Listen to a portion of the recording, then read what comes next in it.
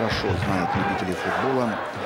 Сергей Кузнецов недавно в команде, но он отлично в свое время зарекомендовал себя, выступая за московское «Динамо». Затем как-то он немножко ушел в тень, но об этом мы поговорим сейчас чуть позже. Сейчас перемики идут вперед. Пас на Ристича. Момент, Тупеева, удар по воротам. Лобос ошибается. Мне кажется, в простейшей ситуации и Ристич в своем первом дебютном матче забивает такой важный гол. Но здесь, я думаю, сейчас покажите нам Александра Федоровича Тарханова в момент, когда грубо ошибался Лобос. Вот посмотрите, ну как же можно так играть, дорогой мой чилийский вратарь.